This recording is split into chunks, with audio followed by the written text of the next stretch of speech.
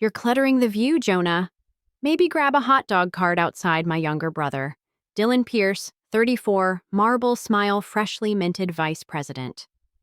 Made sure everyone around the long, candlelit table heard him. Laughter rippled through the room like broken glass. We were in Aurelia, the most exclusive rooftop bistro in Manhattan.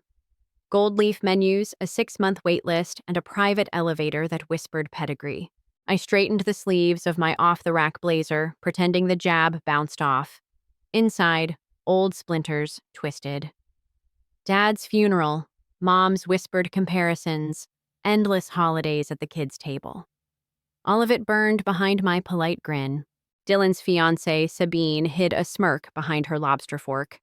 Partners from his investment firm, shiny watches, louder egos nudged each other, pleased to witness the family circus. There were 12 chairs at the table. 11 were occupied. Mine wasn't one of them. A hostess had accidentally forgotten the extra setting. Standing makes the champagne fizz taste better, Dylan added. Science. I laughed softly. Not the laugh of a wounded brother, the laugh of a man holding an ace. 5 hours earlier, I had wired $7.8 million to finalize a deal no one in that room knew existed. 41 minutes ago, lawyers confirmed the transfer. 3 minutes ago, a notification buzzed my phone. Aurelia Holdings, LLC ownership updated. Welcome, Mr. Hayes. I slipped the device back into my pocket. Let them enjoy the show a little longer. Why did I bother coming? Because Mom begged. Because she still believed family could be glued together with linen napkins and Chardonnay. And maybe a fraction of me wanted that too. Truth. Dylan and I hadn't been close since we were kids, scrawling superheroes on the back of math homework. I took night shifts to help Mom after Dad's heart attack. Dylan took internships in London, Hong Kong, anywhere but home. He rose. I plateaued, at least to onlookers. They saw Jonah, the stagehand, hauling lights on Broadway, smelling of sawdust and sweat. Nobody saw the spreadsheets I filled during lunch breaks, the silent equity in startups I'd scouted, or the underground theater I opened under a shell company, the one that sold last month for 8 figures. I never flaunted the money. I liked anonymity. It let me measure people's hearts without my bank balance blinding them. Tonight proved the experiment's value. A hush fell as executive chef Kenji wheeled out a flaming ribeye the size of a steering wheel. Cameras flashed. Dylan raised his glass. To family who know their place. A single sentence razor thin, but I felt Mom flinch. Enough. I cleared my throat. Mind if I borrow the mic, little bro? No microphone existed yet, the room quieted anyway. Eyes swiveled to the nobody in department store shoes. I smiled at the hostess. Could you fetch the deed folder I left with concierge? She blinked confused, then hurried away. Dylan frowned. Jonah, don't make this awkward. Awkward, I echoed. Awkward is realizing the street vendor you mocked just bought the building you're dining in. Silence. Forks hovered midair. The hostess returned, clutching a leather binder. I flipped it open, letting the gold-embossed logo gleam under the chandeliers. Aurelia Holdings LLC sole owner Jonah Elias Hayes. Gasps scattered like doves. One partner muttered a curse. Sabine's jaw unhinged, mascara threatened to jump ship. I faced Dylan. You didn't reserve a seat for me. I snapped my fingers. Instantly, 2 servers rolled in a high-backed velvet chair, my chair setting it at the head. The maitre d', perspiring, bowed. Mr. Hayes, your private salon is prepared when you wish. Perfect, I said, settling into the throne. But first, house policy adjustment. Any guest promoting class-based seating arrangements is hereby invited to dine elsewhere. Dylan's cheeks flared crimson. You can't be serious. Quite serious. I sipped his untouched champagne. Also, as majority landlord of your firm's Midtown office acquired yesterday, your badge access will change at midnight. HR will brief you on new expectations. Mom's eyes flooded not with greed, but vindication.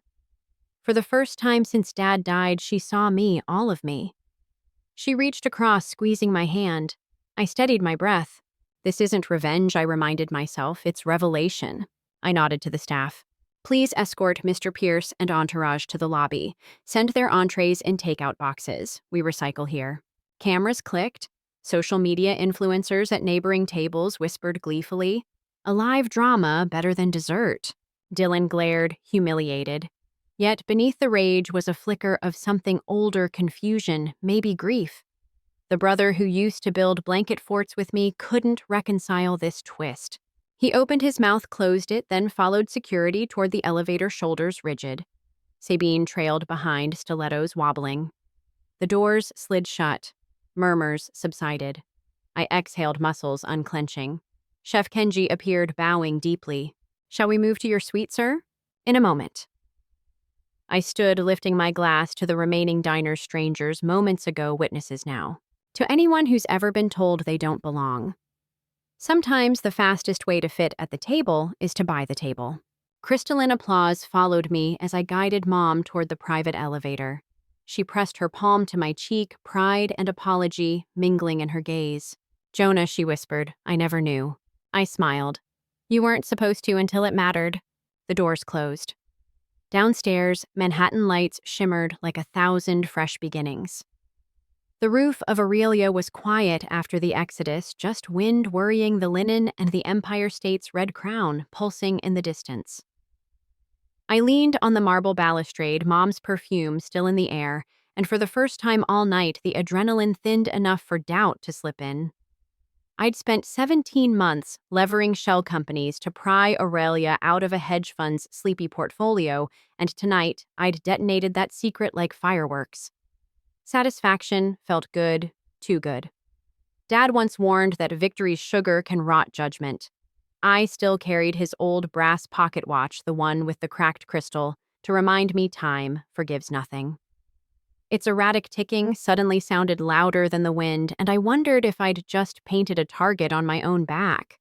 The city stretched beneath me, endless lights, endless eyes, and I wasn't sure whether the glow felt like a welcome or a warning, an unease I couldn't shake before the elevator chimed behind me.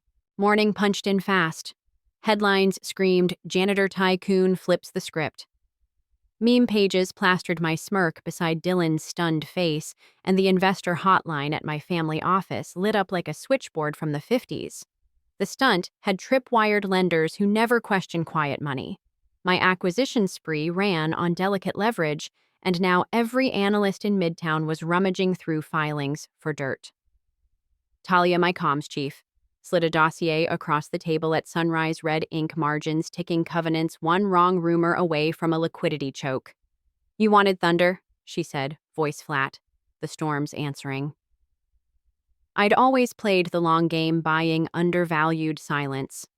Last night, I'd swapped silence for spectacle, and spectacle draws auditors the way open cash drawers draw thieves. If I misread the dominoes, I could wake up dispossessed of the very empire I used to humble my brother, and that irony tasted rawer than any insult Dylan ever managed.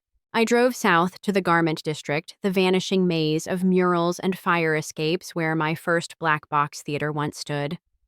The landlord, a stoic Syrian named Omar, greeted me with espresso and a newspaper folded to my photo.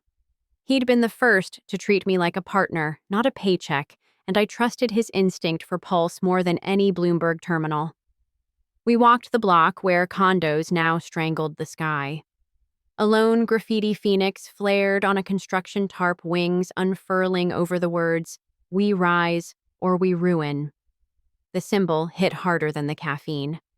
Rising rents were about to evict the last rehearsal hall in the neighborhood, a haven for kids who could rhyme heartbreak into hip-hop instead of letting heartbreak hollow them out.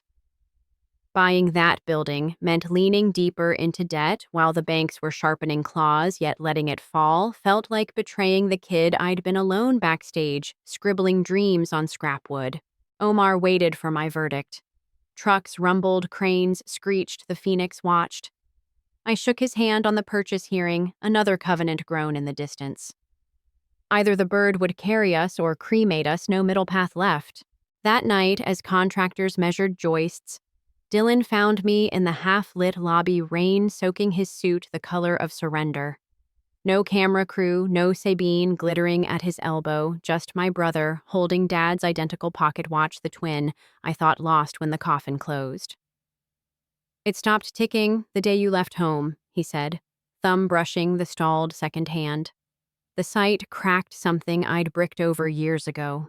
He spoke fast, low, auditing teams at my primary lender were meeting off schedule. Someone from the inside was feeding them selective numbers that would frame me as insolvent by Friday. He hadn't come to gloat, he swore he'd come because if my empire crashed, the pensions tied to my hospitality bonds would crash too, including Mom's. But his eyes flicked whenever mine held them like he was hiding a second headline behind the first. The risk was obvious. Trust the man who'd tried to exile me to a hot dog cart or walk blind into a trap of my own making. The pocket watch between us felt heavier than gold. I didn't know whether Dylan had come to bury the hatchet or to bury me. 48 hours later, I faced a conference table of bankers so polished it mirrored my pulse. Talia flanked my right, Omar my left. Dylan, uninvited, sat at the far end, silent, the watch glinting like a confession. The lead auditor clicked a remote spreadsheets blazing on the wall, leverage ratios redder than exit signs. They wanted an explanation before markets opened one that turned spectacle back into solvency. My plan teetered on a cliff, reveal the undervalued community properties I'd kept off-books assets, whose social value outstripped short-term profit, or keep them hidden, and gamble regulators wouldn't sniff them out. Admitting them shored up the balance sheet, but painted a bullseye for every activist fund in town. I stood palms sweating like the old stagehand days and chose revelation.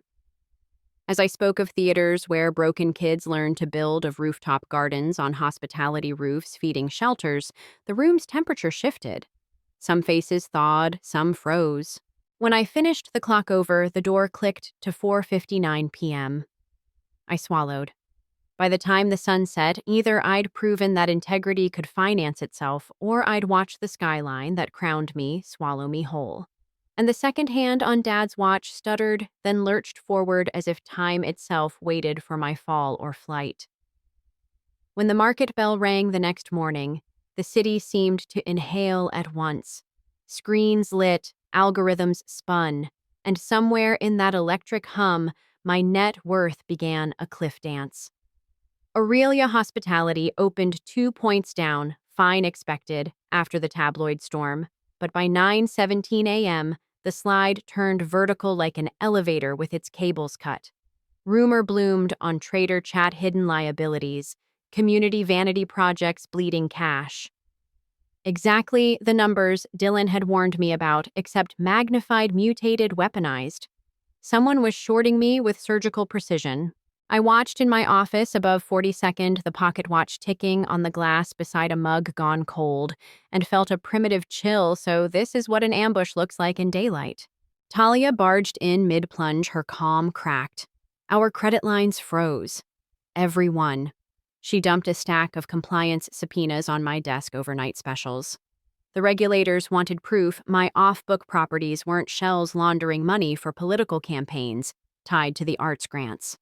The allegation was absurd, but mud doesn't have to be true to stick. It only has to smear long enough for lenders to stamp default.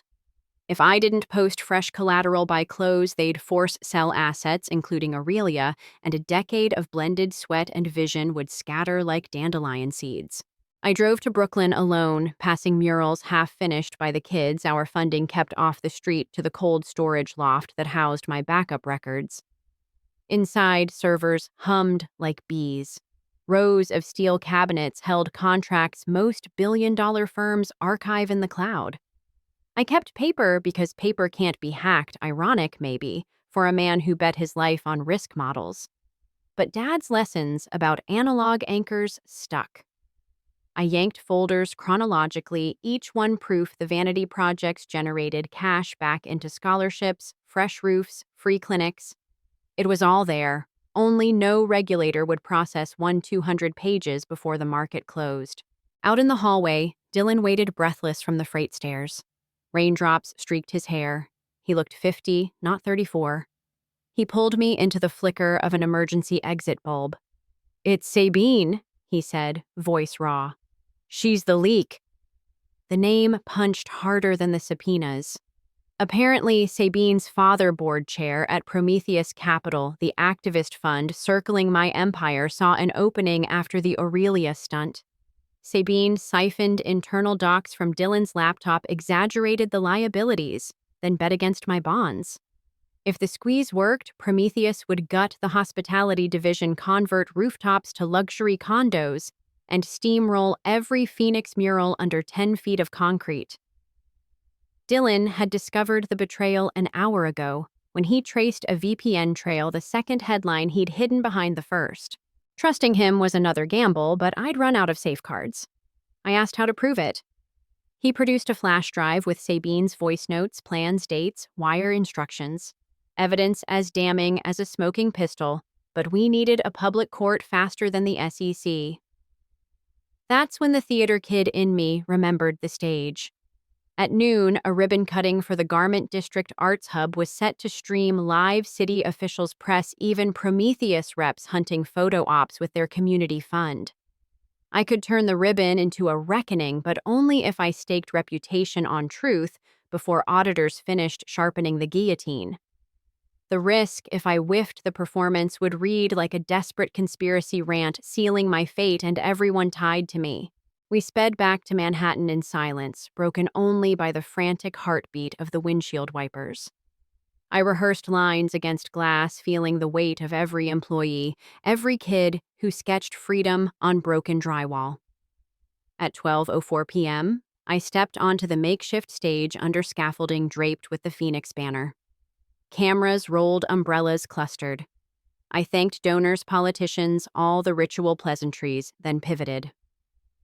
Before we cut any ribbon, I said, voice steady, there's rot. We need to slice first. I laid out the timeline, the short attack, the forged liabilities. Gasps rippled. Then I played Sabine's recording through the PA, her crisp designer accent, discussing how public school graffiti will look adorable on demolition day. Microphones fed the outrage straight into financial news feeds. Prometheus execs froze mid-smile, faces draining as anchor desks lit up with the scandal. News travels at Wi-Fi speed. Capital even faster.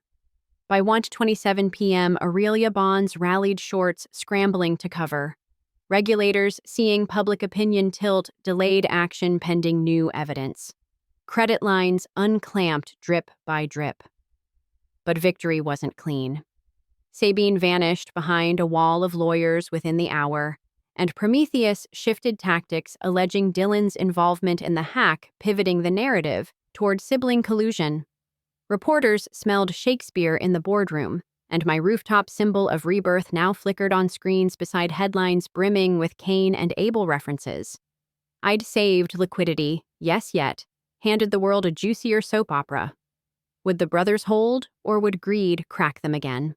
That night, I stood on Aurelia's roof where the fiasco started, city lights smeared by mist, the Phoenix tarp visible 3 avenues south, glowing beneath floodlamps, like a beacon or a warning.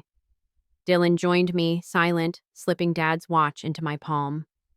The second hand ticked strong, now heartbeat sure. I'm done letting other people write the Pierce story, he said. If they drag me, they drag me. But I won't drag you. I wanted to believe him. Part of me already did. Another part remembered how trust, once torched, always smells of smoke no matter how fresh the air. We watched cranes pivot above dark rooftops, building tearing building. Somewhere below, lawyers sharpened angles, and I knew the next move had to be checkmate or we'd both burn with the city watching. A gust flipped the corner of the Phoenix banner, revealing new graffiti scrawled, "Overnight, rise together or fall alone." The words felt like a dare, a prophecy. Maybe both. I closed my fist around the ticking watch, counting the seconds we had left to choose which prophecy would own our name, and as sirens wailed faintly up 6th Avenue, I realized Dawn's verdict would hinge on a decision neither of us had voiced yet. And the sky, black and heavy over Manhattan, offered no clue which way the ash would blow. Dawn leaked over the skyline like thinned paint when the subpoena landed, the full dress kind embossed seal 10-day deadline. The Securities Commission scheduled a public hearing to sift truth from theater, and Prometheus plastered the date across business channels as if it were a premiere.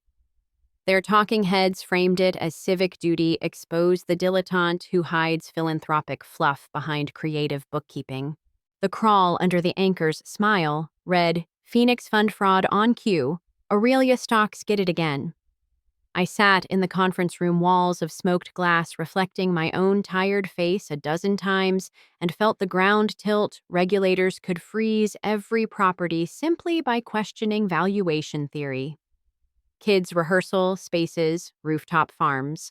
The shelter we'd wired for winter, they'd all hang in limbo while lawyers fenced.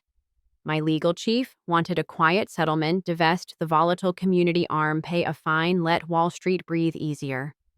I pictured the Phoenix mural peeled off brick for a billboard and heard Dad's watch tick louder. Surrender would cauterize the balance sheet and amputate the soul. The risk line was clear: fight publicly or forfeit the belief that capital could coexist with conscience, and if I folded now, every kid who'd slapped bright paint over gray concrete would learn that money always wins. I told counsel to prep for open war. His stylus froze mid-note.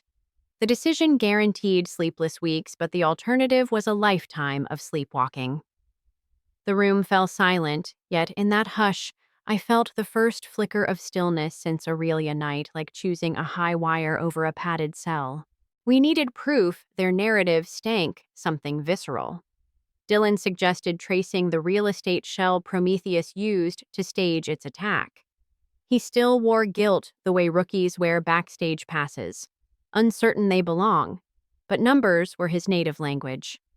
We bunkered in a half-lit data lab, screens blooming with LLC flowcharts, each holding company named for constellations turned to quicksand.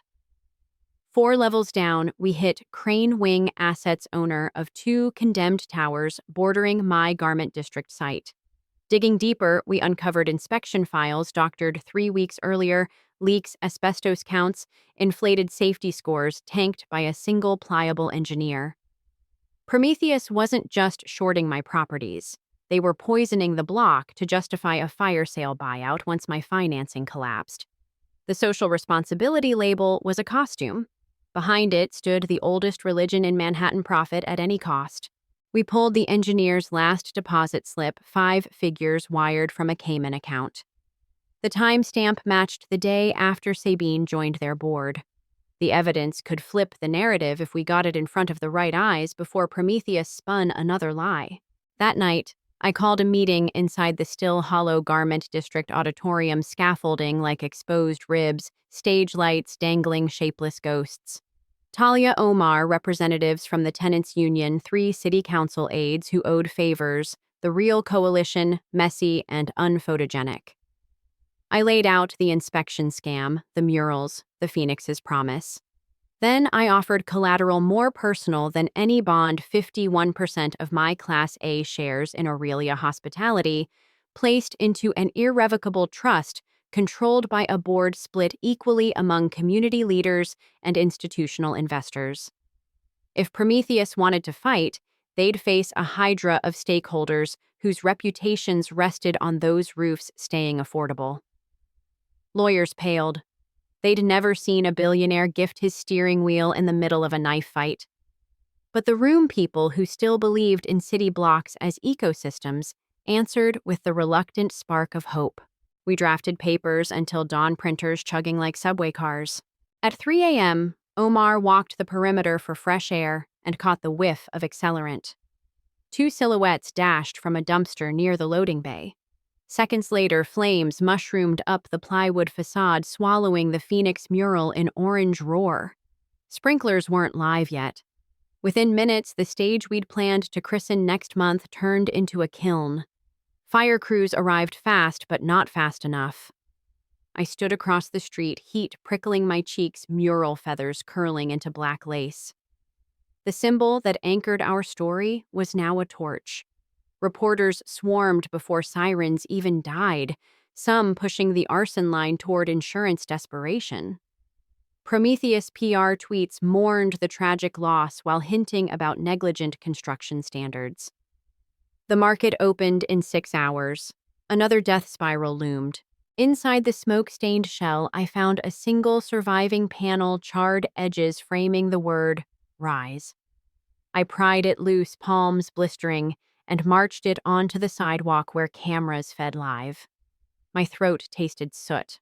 I spoke anyway. "They think fire erases proof," I said, voice ragged. "But they forgot what a phoenix is." I held up the board, ash drifting like gray snow. "You can't bankrupt an idea whose time has come." The feed clipped viral within minutes, but I didn't stay to watch. Dylan and I rode an ambulance to the ER for smoke checks. In the harsh neon, he finally confessed he'd filed a whistleblower deposition naming Sabine and Prometheus 2 hours before the blaze. The timing painted a target on his back. I stared at the IV drip ticking into his vein and realized the fight had sprinted past finance into survival. Sabine's camp had shown they'd burn bricks. Flesh wouldn't be off limits. As dawn prowled over hospital blinds, my phone pinged. Regulators, pressured by public outrage over the fire, advanced the hearing to 48 hours from now, live-streamed. No more back-channel negotiations. This would be trial by spotlight. Win and the trust structure would stand, giving the city a stake in its own heartbeat. Lose and Prometheus would inherit ashes, with me indicted for reckless endangerment of charitable funds. The nurses discharged Dylan at sunup. We stepped onto the sidewalk where dawn painted the smoke column a faint rose. He asked what next. I gripped the scorched rise board, its letters stubborn beneath soot, and told him the phoenix was done being artwork. We'd make it a contract clause binding the trust to rebuild on that exact lot or dissolve. His eyes widened, staking everything on the smoldering ground meant zero retreat if we failed. I nodded. "Together or alone," I said, repeating the graffiti's ultimatum. We turned toward downtown, sirens fading, and the wind carried a warm smell of burnt paint, ugly, poignant, impossible to ignore, as the city readied lights, cameras, judgment.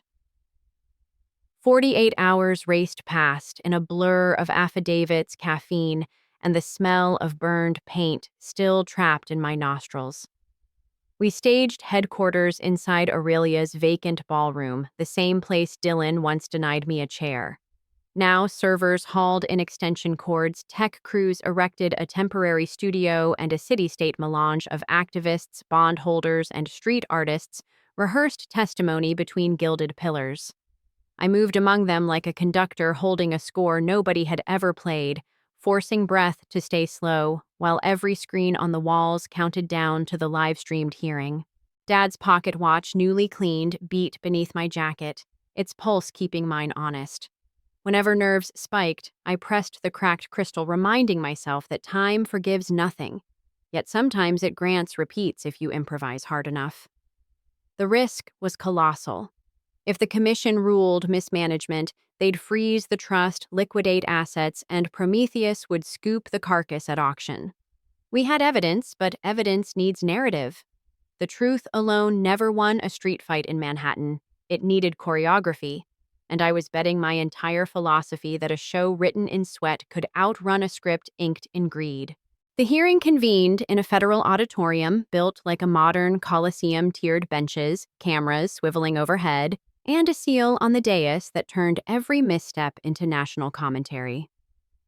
I took the oath, palms dry only because the skin had reached dehydration point, and scanned the panel. 3 commissioners, 2 jaded bureaucrats, and Chairwoman Rivera, a former public defender whose reputation teetered between relentless and downright mythic. Prometheus Council opened with the burn-scarred Phoenix photo, arguing I'd converted charitable funds into self-glorifying vanity projects, then cued a montage of falling share prices and smoky ruins, each clip punctuated by Sabine's tear-polished testimony about my erratic leadership. She even produced voicemail snippets of me snapping at contractors' out-of-context frustration, now weaponized as proof of instability. The narrative was slick, trimmed, of fat spiced with fear, and the gallery murmured approval. My stomach twisted. Dylan, seated 2 rows back with a protective boot over his burn blister, nodded. Once your turn, own it or we're done. So I rose, unfolded the charred rise plank on the witness table, and began, not with spreadsheets, but with a story: a kid pushing brooms backstage, sketching shadows into stage lights, convinced art could hold a neighborhood together better than any patrol car. I told them about Omar's espresso at dawn, about kids recording mixtapes under flickering bulbs, about the whispered calculus that balanced theater revenue against graffiti paint and midnight pizzas. Then I pivoted to numbers: scarce, but surgical lease rolls, tuition credits, mental health stats pulled from city open data sets showing crime dips near our murals. Each data point mapped to a human name. Each human name mapped to dollars saved on policing and ER visits. Rivera's pen slowed. The other commissioners leaned in. Prometheus Council objected sentiment speculation, but Rivera overruled. Sometimes community ROI is qualitative. Let him finish, she said. Voice flat as a gavel, and I felt the first crack in the concrete under their feet, a fissure big enough for daylight to bleed through. Next came Dylan, whistleblower badge clipped to a thrift store blazer. He spoke quieter than I'd ever heard, outlining Sabine's VPN trail, the doctored inspection files, the Cayman payments, and finally the timeline: his deposition filed 2 hours before the fire, a timestamp Prometheus could not scrub. Counsel tried to paint sibling collusion, but Rivera asked one lethal question. If Mr. Pierce were conspiring, why expose a plot that tanks his fiancée's fortune and implicates himself in hacking? Silence blossomed like ink in water. They had no answer. We rolled the finale body cam footage from a firefighter's helmet, capturing accelerant canisters stashed behind the mural, tagged with crane wing barcodes. The visual punched harder than any speech. Murmurs turned to gasps, tweets erupted on phones, and a commissioner who hadn't blinked in an hour finally rubbed his temples. Prometheus demanded a recess. Rivera denied, citing public interest in momentum. The storm they'd scheduled now spun off script, and for the first time since my empire's slide, I sensed gravity listing in our favor. But twists cut both ways. Mid-cross-examination. Talia texted an alert: lenders, spooked by the arson reveal, intended to margin call anyway, an abundance of caution move that would mature in 90 minutes before the hearing could conclude. If the call executed, the trust would hemorrhage liquidity, forcing a sell-down irrespective of outcome. It was Prometheus's final gambit: trigger automated safeguards and let math do what lawyers could not. I requested a private sidebar, was granted 10 minutes, and hustled into the green room where my advisory team crowded screens glowing crimson. Options were few: produce cash or forfeit.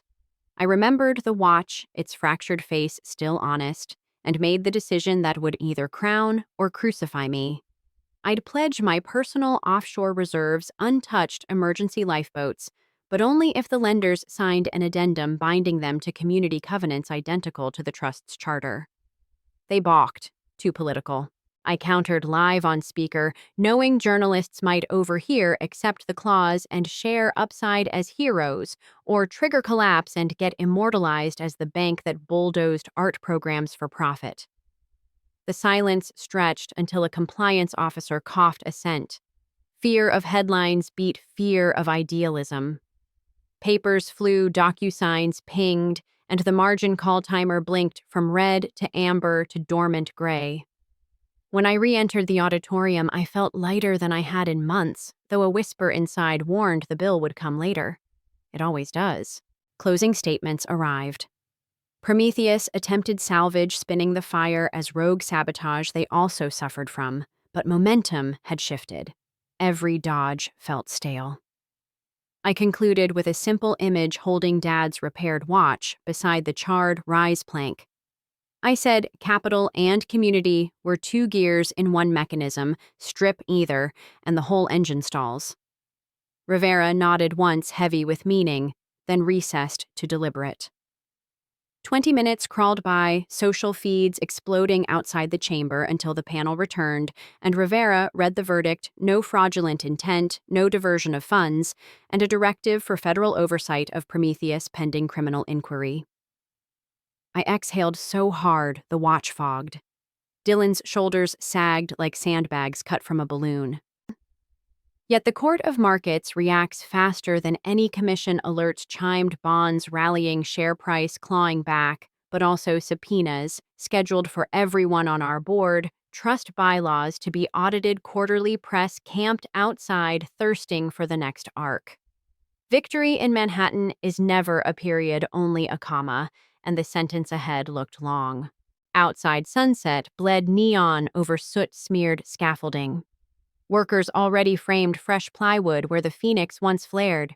Children from the mural crew unpacked spray cans determined to prime before dawn. I leaned on a barricade, wrists throbbing from adrenaline crash, and Dylan approached, balancing 2 coffees from a street cart. He handed one over, then opened his fist to reveal Sabine's engagement ring pawn shop receipt folded beneath. "Debt settled," he said.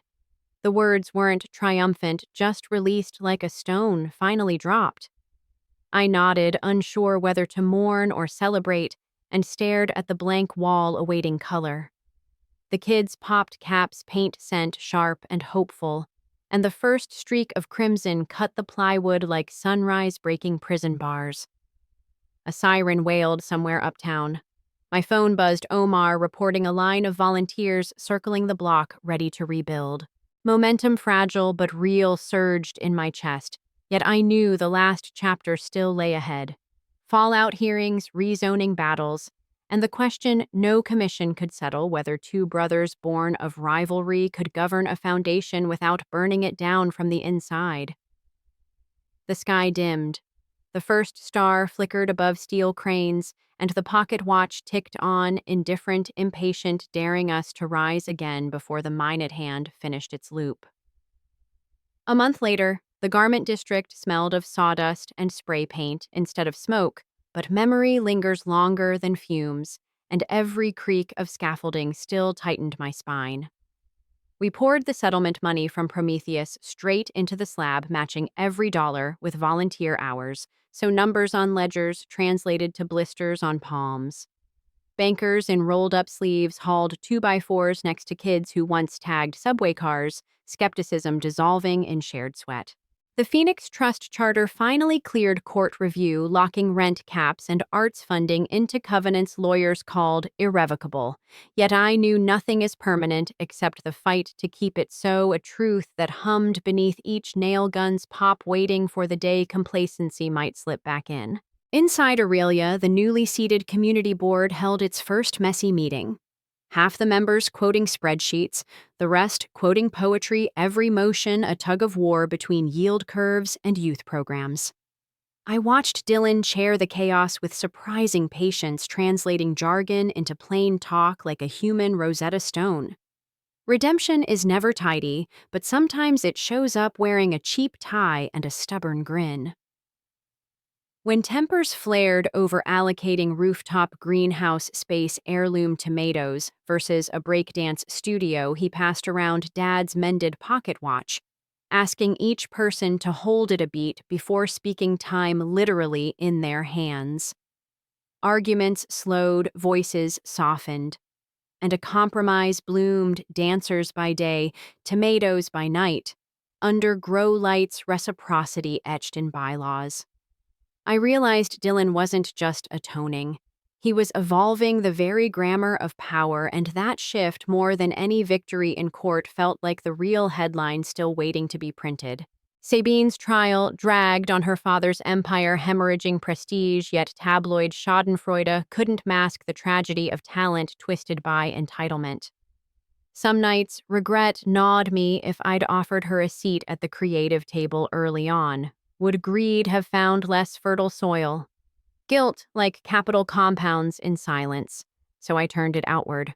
We launched a restorative justice panel pairing white-collar defendants with community projects they once threatened, exchanging restitution hours for reduced fines. The media scoffed until numbers showed recidivism among finance offenders plummeting.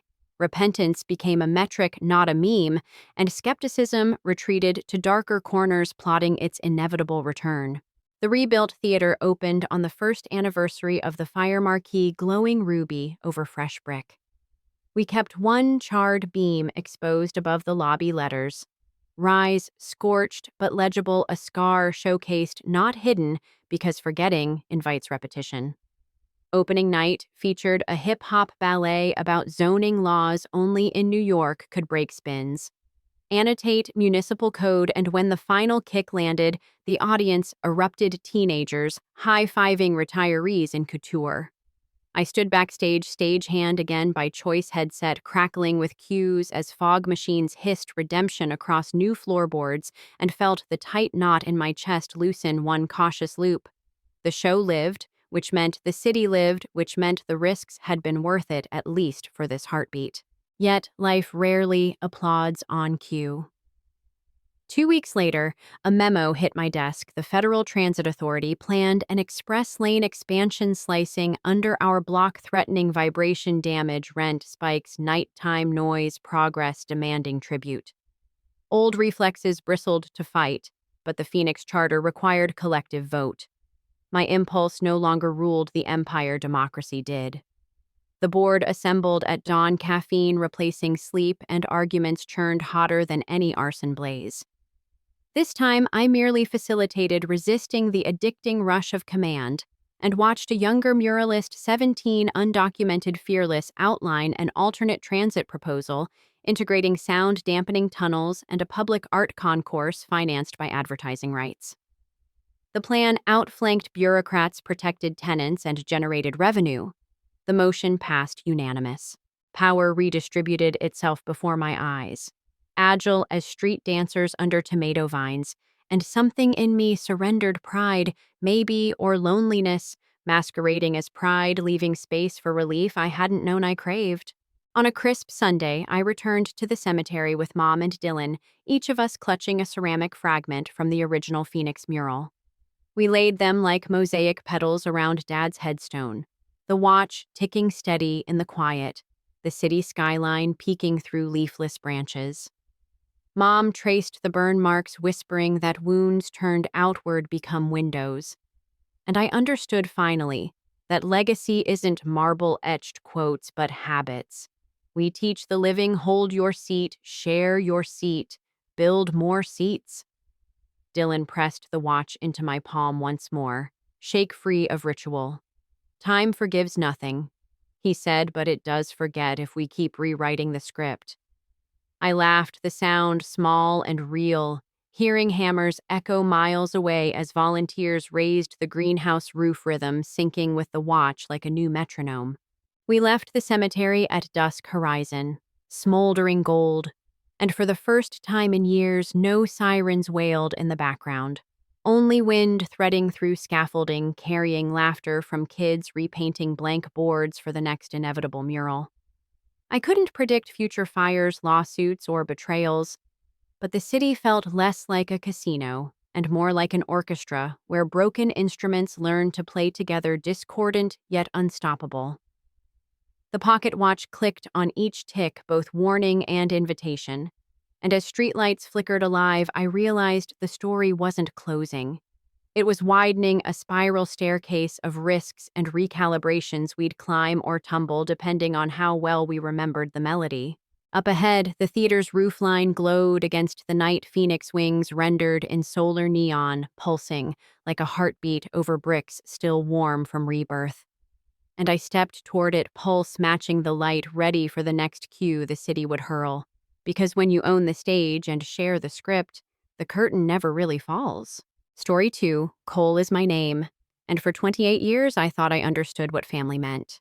Picture a postcard suburb just north of San Diego, white siding that never seemed to peel, a porch swing that complained whenever you pushed too hard, and a golden retriever named Dusty forever shedding on the welcome mat.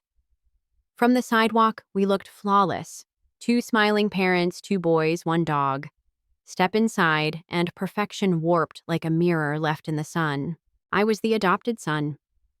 Dennis and Linda Lennox had tried for a decade to conceive. The fertility gods said no until miracle of miracles Ryan arrived 3 years after I did. The air in the house changed the moment my brother inhaled his first breath. Love didn't disappear, it simply tilted. Frames on the hallway wall filled with Ryan's gummy grin. One Christmas, we swapped bedrooms so the baby could have more sunlight. I was 5, he was 9 months old. Adults kept feeding me lines meant to soothe. You're special because we chose you, Cole. Being adopted makes you unique, buddy. The lines felt like Band-Aids pressed over bruises still forming. By middle school, Ryan had the better bike, the louder birthday parties, the fresh from the mall wardrobe, while I wore consignment store vintage. Dad's favorite joke at family barbecues was that I'd been their trial run. People laughed. I laughed too. There's a survival skill in rehearsing a smile before the joke lands. So, I did the only thing that felt safe excel. Straight A's debate team captain scholarship to a decent university in Seattle. When I asked my parents for help with room and board, Mom patted my arm and said, "We're tapped out after paying for Ryan's pitching coach." They had also just remodeled the kitchen. I didn't hate them. Indifference wrapped in loyalty is a subtler poison. Ryan, however, weaponized the hierarchy. "Lucky they even kept you," he told me on my 16th birthday. That night, I stared at the ceiling until dawn, wondering if I was a guest in my own life. Fast forward a decade. I'm fresh out of college, hustling in the tech industry, eventually founding a scrappy consulting firm. Nothing flashy, but wholly mine. Ryan flunked out of community college, curating six-pack selfies on Instagram between bartending shifts. We traded obligatory holiday calls that sounded like strangers reading scripts. Then sickness crept in. Dad's mild stroke. Mom's early onset dementia. I arranged insurance flights, specialist appointments. Ryan arranged bedside selfies captioned, "Cherish every moment." Caring wasn't a contest, yet somehow it always felt like one. 3 weeks after Mom's final lucid day, Dad followed her into silence. On a bright March morning, the estate lawyer, a wilted man named Wilcox, invited us to the reading of the will. Ryan breezed in late sunglasses indoors, smelling like influencer cologne. Wilcox cleared his throat. "To our beloved son, Ryan," he read, "we leave the house, the cars, and the remaining savings, $740,000. He turned the page, eyes skimming for my name. My pulse waited. "To Cole, our best wishes." No watch, no letter, not even a photograph stamped with "Remember when." Ryan exhaled like he'd won Powerball. Finally, he grinned. They recognize the real son. I didn't shout, didn't cry. I thanked Mr. Wilcox, walked to my rental car, and sat motionless until the sun slipped behind the courthouse. Anger would have been warmer. What I felt was a door locking forever from the inside. 3 days later, the universe dialed another number. "Mr. Cole Lennox," a woman asked. Her voice carried Manhattan polish and something urgent beneath. "I'm Diane from Worthington and Blaze, New York. We have news regarding the estate of George and Ava Lennox." My throat tightened. I'd never heard those names. "They were your biological parents. A private jet crash over the Atlantic, no survivors." 2 weeks earlier. They had been quietly tracking my life, funding scholarships, anonymously purchasing patents that aligned with my fledgling company, cheering from shadows. They died with no other heirs, leaving everything brownstone in Manhattan Vineyards in Napa, a trust worth $42 million to the child they surrendered long ago. Shock didn't feel like fireworks. It felt like standing in snowfall without a coat, too stunned to shiver. I flew east, sifted through legal documents and a lockbox of birthday letters never mailed. 7 pages at a time, I discovered they hadn't forgotten me, they'd only believed distance kept me safe. I moved into the brownstone and built a foundation in their honor, planning scholarships for kids like me. Ryan knew nothing until the day he rang the wrought iron gate, eyes bloodshot, posture collapsing under debts and bad crypto bets. "Bro, I need a place to crash," he stammered. The marble stoop reflected his ruin back at him. For the first time in over a year, I spoke his name aloud. "Ryan." He blinked as if I were a hologram. I let him ramble market crashes, toxic loans, the old house sold off to cover losses. When he paused, I asked a single question. Do you know who lived here before me? He didn't. My biological parents, I said. They died after our parents. They left me their legacy. Letters, love, and yes, money. His confusion curdled into envy. So you're just gonna watch me drown? I thought of midnight ceilings and fridge magnets that never showed my face. I floated alone for 28 years, I answered. You'll learn. He left with a manila envelope proof that every safety net had holes. I watched him disappear into Manhattan traffic, wondering if heartbreak echoes louder in marble hallways or childhood bedrooms. That night, an unfamiliar number lit my phone. A calm female voice. Mr. Lennox, this is Elena, counsel for your biological mother's private trust. She instructed me to contact you only after your adoptive family reached out. There's another matter. A lockbox in Santa Fe and someone you need to meet. My pulse stumbled. Who? Her name is Maria Elena, said gently. She's your sister. The room contracted, past and future colliding like tectonic plates. I had spent my life classified as only child in two families, one by law, one by biology. The truth was neither. I booked a dawn flight west, heart thundering at the thought of another sibling, another story I'd never been told. The desert smelled of dust and gasoline. The morning I landed in Santa Fe, a thin pink dawn stretching over a horizon that looked like the edge of an old coin. I drove a rented Jeep toward Elena's office, engine humming, mind rattling louder. Every mile felt like peeling back layers of paint on a door I'd never opened. Did I really want to know what waited on the other side? I pictured Dad Dennis sprinkling sugar on his cereal when I was 8, the same hands that might have signed papers to keep me as leverage, not love. Sky broadened, highway empty, and a road sign in chipped turquoise letters whispered truth or consequences, 92 MI. I laughed at the omen, then swallowed it because the joke was on me. Truth always has consequences. And they were sprinting to catch up. Elena met me in a sandstone atrium lined with photographs of Pueblo pottery circles, inside circles, patterns, repeating until you couldn't tell beginning from end. She guided me to a small conference room that smelled of leather and cedar sap. Maria stood there, dark hair in a loose knot, hands shoved in the pockets of a denim jacket that looked broken in like a favorite song. For 3 full breaths, we stared, mirrors tilting toward each other. My pulse did a drum solo in my throat. She stepped forward first. You must be Cole, voice low, almost relieved. I nodded too many words, clawing at the same exit. We sat. She slid a faded photograph across the table, a cocktail party, early 90s. Ava, mid-laugh, and in the far corner, Dennis, half-smile eyes, sharp as a hawk watching rabbits. My stomach flipped. Maria said Ava found the picture years later and suspected Dennis blocked every path she tried to take to me. Maria's finger tapped the photo once a judge's gavel. Looks like motive, she whispered. The symbol wasn't lost on me. The man who taught me to ride a bike also stole a life that was never his to claim. The room shrank oxygen, looping back on itself, and I realized silence could be as loud as grief. I told Maria about the will, the gate Ryan begging at the doorstep. Her eyes flashed something between sympathy and steel. She leaned forward. So what do you do with a ghost who's still ruining lives?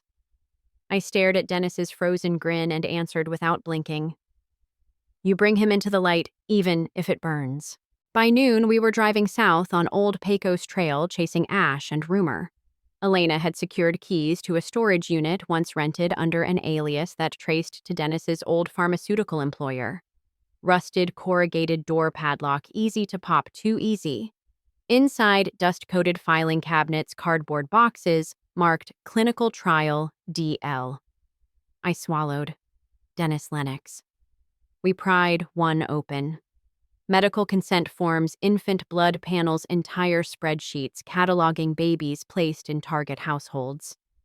My adoption file sat on top like a bad punchline.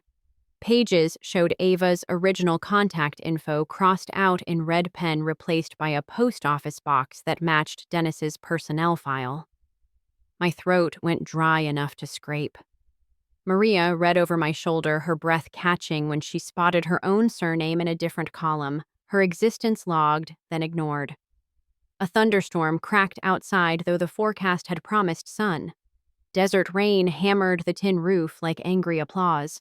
We shoved evidence into a duffel, hearts racing faster than the wind. Headlights flooded the doorway, white pickup company logo peeled off but outline still visible. A man stepped out, late 50s, salt and pepper beard, badge hook glinting. He called sites restricted. Hand over the documents. Corporate security or something meaner.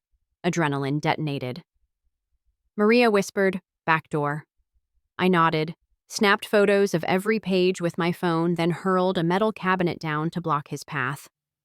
We bolted through a side exit and into hammering rain that tasted like pennies.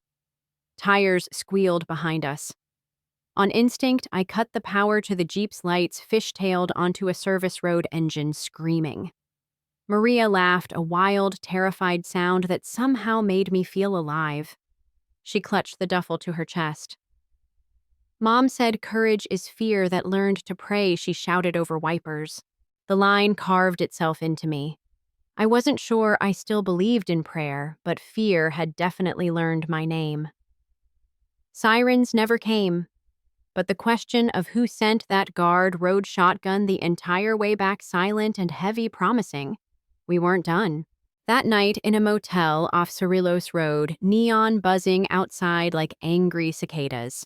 We spread documents across the bedspreads, two siblings stitching together history under cheap LED bulbs. Patterns emerged.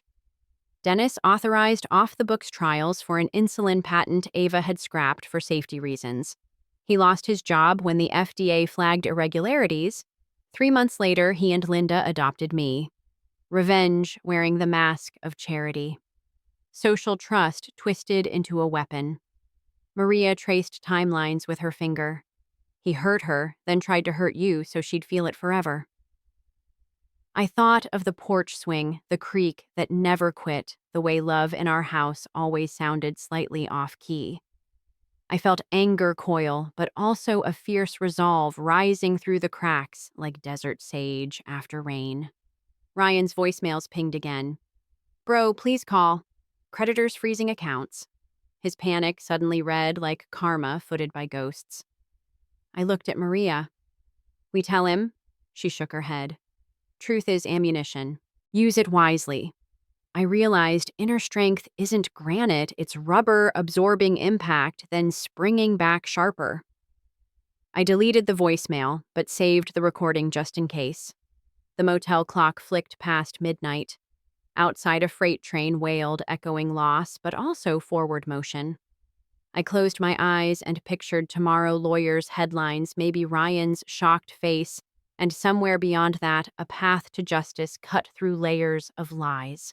The thought scared me so much, it felt like freedom, and that's exactly where the next step had to start.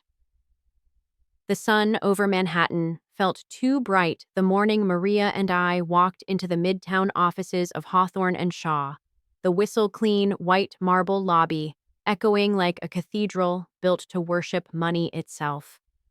We carried the duffel, a relic of desert dust, now juxtaposed against polished chrome, and inside it, the evidence of how one disgruntled chemist turned adoption into corporate sabotage. Our plan was brutal. In its simplicity, file for a civil injunction, leak the documents to a pair of investigative journalists who'd been circling big pharma malfeasance for years, then let daylight do the damage. I should have been shaking, but a strange calm settled over me. Maybe power is just the moment you decide the worst version of the story won't be the last.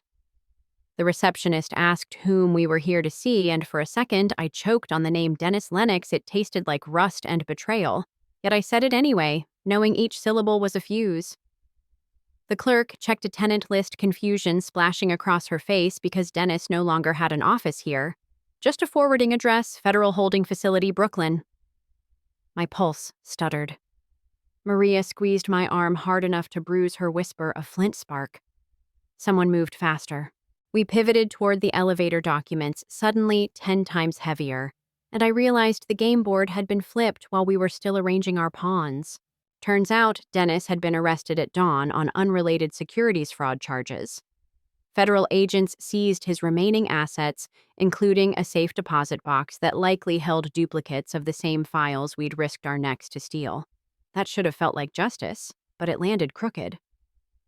If Dennis was already cornered, leaking our evidence might look like piling on, and Ryan, who still clung to the Lennox surname like a life raft, would drown in collateral shame. We sat at a Turkish cafe down the block, bitter coffee, cooling untouched, and argued the ethics. Maria believed truth is clean surgery, cut out every tumor, no matter who bleeds. I worried about Ryan's paper-thin sobriety inside the foundation I'd forced him to join. The symbol clashed hard, my pursuit of transparency upending the one fragile good I'd built. In the street, a delivery truck lurched past its side, painted with a cartoon phoenix. Fresh graffiti added a set of rusted chains around the bird's neck. That image lodged deep rebirth, shackled by history. I decided information could be timed the way surgeons time anesthesia, just enough to spare the heart while still saving the patient. Maria called it cowardice. I called it strategy. We parted with an embrace that felt like signing a truce neither of us truly believed. And as I watched her disappear into the subway maw, I wondered how many versions of family could survive at once before the seams tore.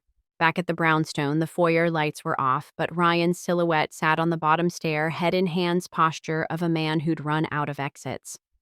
I braced for another plea, yet his first words startled me. "I called the rehab center you suggested. I check in Monday." He looked up, eyes raw but steady, and slid a pristine envelope across the parquet. Inside was his resignation from the foundation unsigned. "I'm poison coal. The kids we're trying to help need mentors, not cautionary tales." The humility felt real enough to hurt, but I wasn't ready to hand him absolution like a participation trophy. I told him about Dennis's arrest, about the files pointing to an adoption built on vengeance.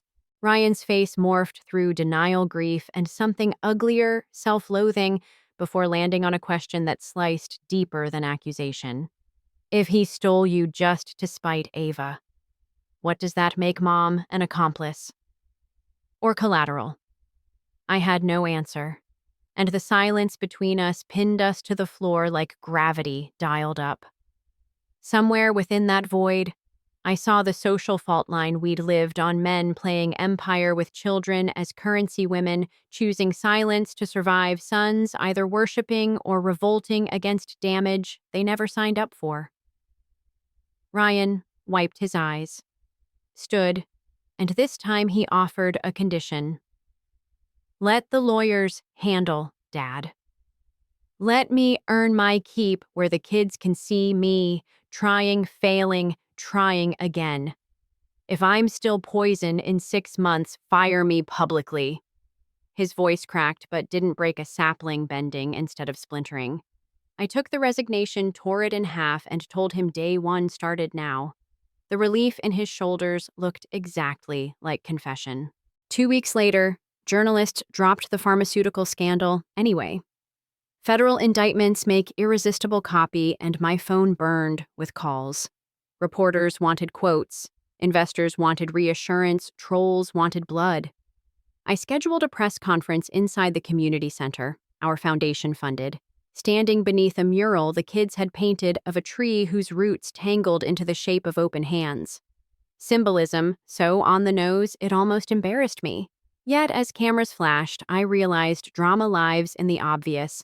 We all crave proof that good can grow from compost. I spoke plain words about corporate greed, about adoption ethics, about how revenge poisons every generation it touches. Mid-speech, I spotted Ryan off stage guiding a nervous teenager toward the crowd, letting the boy hold the microphone for exactly 3 seconds before easing it back, sharing spotlight without surrendering structure. The knot in my chest loosened. Maybe redemption wasn't a finish line, but a practice like breathing.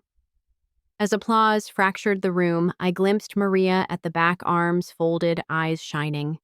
She gave a small nod, the kind generals exchange when battles shift, but before I could push through the reporters, she was gone, leaving only the possibility that our family tree had more branches than shadows now. Night settled, and I climbed the brownstone stairs to the rooftop garden Ava once envisioned but never built.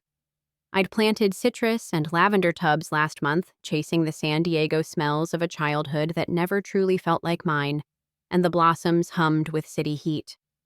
I pulled out the final letter from her lockbox, the one labeled "Open when peace feels possible."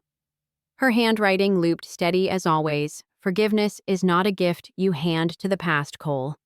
It's the oxygen mask you strap over the future. She told me to look out over any skyline and remember the distance between stars is mostly space willing to hold light. I folded the paper, breathed in lemon and asphalt, and let the skyline answer with its 1,000 blinking windows, each one a story, a secret, a chance. Somewhere down on the street, a siren wailed, weaving through traffic like a reminder that chaos still prowls the edges.